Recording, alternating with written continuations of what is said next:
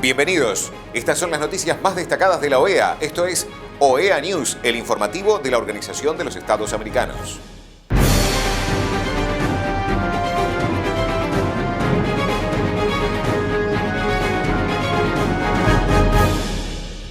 Es momento de compartir los títulos de las noticias más importantes que vamos a estar brindando a ustedes.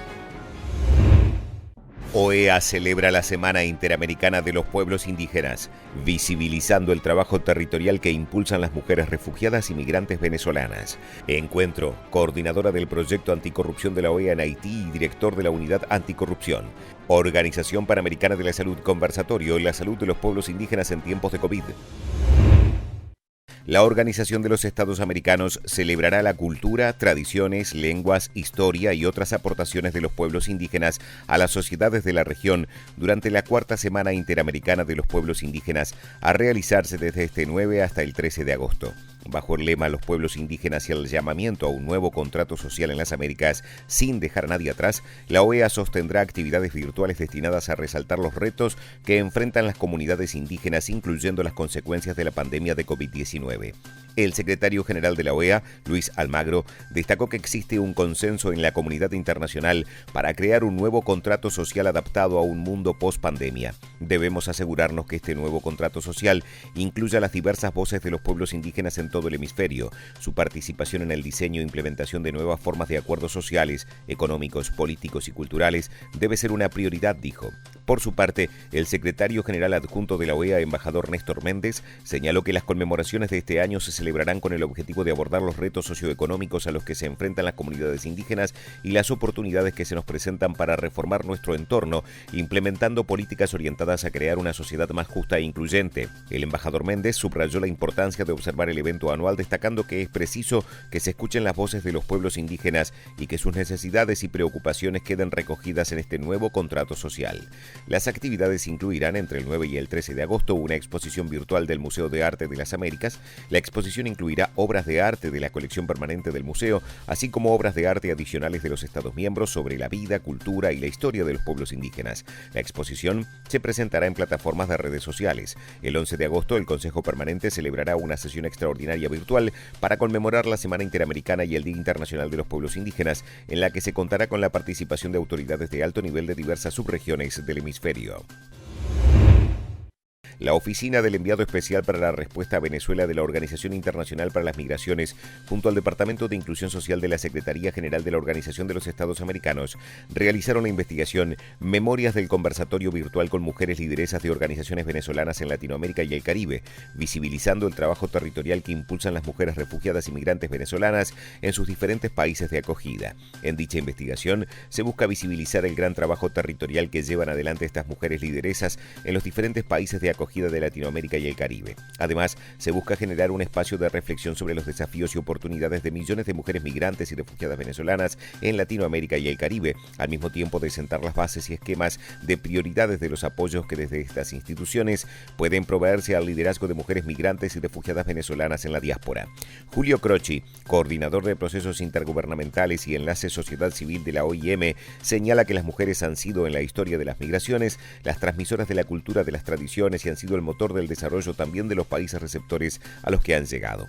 Por lo tanto, la mujer en las migraciones ocupó un rol central y más todavía en los flujos migratorios venezolanos, donde vemos una gran cantidad de mujeres migrantes y al frente de las organizaciones de migrantes y refugiados venezolanos y venezolanas. De ahí la importancia de dar pasos en esta temática y de este esfuerzo conjunto de la OIM y de la OEA para contribuir al empoderamiento de las mujeres migrantes y refugiadas en esta oportunidad de las migrantes y refugiadas venezolanas. La coordinadora del proyecto anticorrupción de la OEA en Haití, Ana María Calderón, acompañó al director general de la Unidad Anticorrupción, Hans Joseph, en la entrega de investigaciones de casos de corrupción. También participó del encuentro el ministro de Justicia y Seguridad Pública, Rockefeller Vincent. La Organización Panamericana de la Salud realizó el conversatorio La salud de los pueblos indígenas en tiempos de COVID-19. Desde el inicio de la pandemia, los pueblos indígenas de la región se han articulado junto con el FILAC en lo que hemos denominado la Plataforma Regional Indígena contra el COVID. Y alertamos desde el primer momento que esta era una situación gravísima para los pueblos indígenas por al menos 4 factores. En primer lugar, los factores sociales de riesgo. La mayoría de los pueblos indígenas no tienen acceso a servicios básicos de salud, a servicios básicos de seguridad social, viven en lugares inaccesibles, enormes distancias. El segundo tipo de factores son los económicos. Estamos hablando de pueblos que viven una economía de subsistencia, que están en zonas en donde muchas veces hay concesiones sobre industria extractiva que las han desplazado y las han trasladado a contextos urbanos y por lo tanto están empobrecidos. La limitada capacidad de los estados para proveer los servicios de salud. Estábamos enfrentándonos a estados que no han creado condiciones para ampliar las redes de salud. Y obviamente la escasa influencia de nosotros mismos como pueblos indígenas en las decisiones públicas sobre los derechos nuestros en el marco de la pandemia. Estos son los principales desafíos que hemos tenido que enfrentar. Definitivamente en la región hemos trabajado, yo diría, los últimos casi 40 años en tratar de ir abordando ese tema de las barreras. Y obviamente la primera barrera tiene que ver con lo que señalaba Sandra, cómo reducir esa desconfianza. Y eso solo se logra asegurando la participación de los pueblos indígenas en las decisiones que tienen que ver con sus comunidades, con su sistema de salud. La segunda estrategia para generar esa confianza y reducir las barreras es la promoción de lo que hemos llamado programas o enfoques de salud intercultural. ¿Qué significa esto? Trabajar de forma paralela los sistemas de salud de los propios pueblos indígenas, que son los que ellos históricamente han mantenido en sus comunidades, y ir combinando de forma paralela esto con lo que podríamos llamar los sistemas nacionales o públicos de salud. Hemos tenido algunas experiencias en la región, pero esta pandemia nos ha demostrado que nos hace falta muchísimo. Primero porque si bien como discurso y muchas veces como legislación ya hemos avanzado, en la práctica, en la organización propia de los servicios de salud, vemos que todavía hay una enorme distancia en el enfoque de salud intercultural. Todavía hay un irrespeto a los portadores de conocimientos tradicionales. Hemos visto, hablando de la vacunación, que en algunos países han priorizado a las comadronas, a las parteras para la vacunación, pero los portadores son mucho más que las parteras, que las comadronas. Hemos visto que desde los propios pueblos indígenas, para enfrentar esta pandemia, hemos recurrido a los sistemas de salud tradicional, el uso de las plantas medicinales, el uso de las invocaciones, de las ceremonias, de las estrategias de sanación, pero estos todavía no forman parte de las políticas y los programas de salud. Y obviamente la formación del personal de salud, médicos, enfermeras en esta región, todavía muy pocos reciben un enfoque intercultural. Entonces, todavía estamos reproduciendo ese concepto de que hay un solo sistema de salud y no la diversidad de sistemas de salud que hay en nuestra región, no solo en los pueblos indígenas, sino también afrodescendientes, campesinos, comunitarios, y que son los que de alguna manera han servido a los pueblos y a las comunidades para enfrentar no solo el fortalecimiento de su sistema inmunológico, sino también muchas de las consecuencias y las secuelas de COVID-19. Para el caso de los pueblos indígenas, analizábamos hace un año que se sumaba a COVID ya a comunidades que estaban enfrentando malaria, dengue y efectivamente había el planteamiento desde las comunidades indígenas de cómo no reducir la atención a estas otras enfermedades y al mismo tiempo enfrentar el tema de la pandemia del COVID. Esto para muchas comunidades ha sido un enorme problema. Otra de los problemas que plantearon las distintas comunidades, especialmente a través de las juventudes, fue el problema de salud mental. O sea, tenemos una alta tasa de suicidios de jóvenes indígenas en muchas de las comunidades de la región por distintos factores que ya las teníamos antes de COVID. Sí, y con todo el confinamiento y todos los problemas que se presentaron, pues obviamente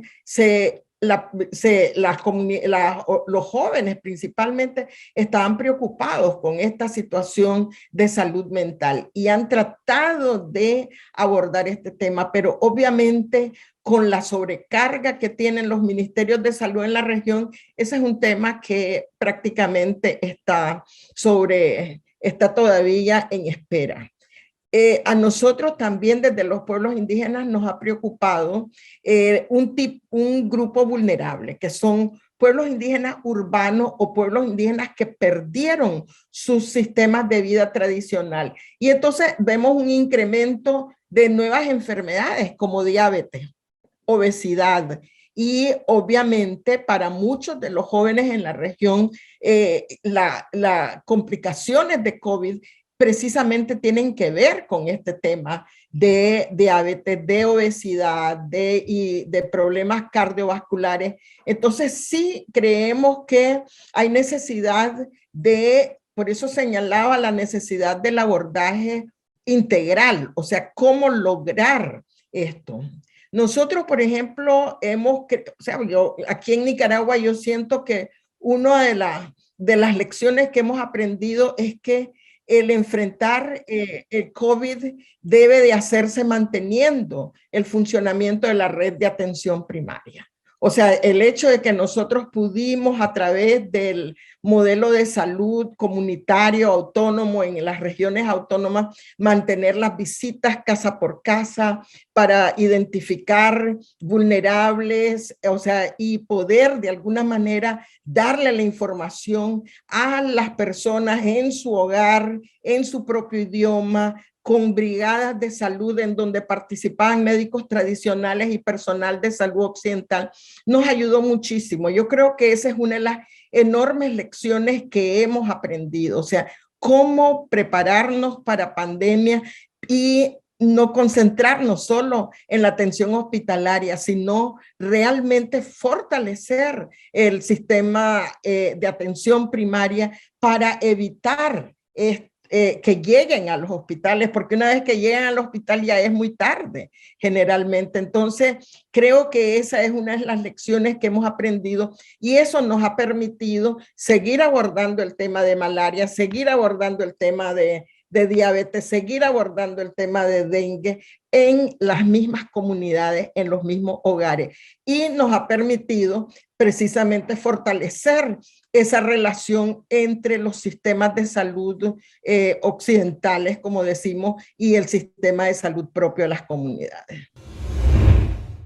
Estas han sido las noticias más relevantes de la OEA, la Organización de los Estados Americanos. Esto ha sido OEA News. Nos reencontramos en la próxima jornada.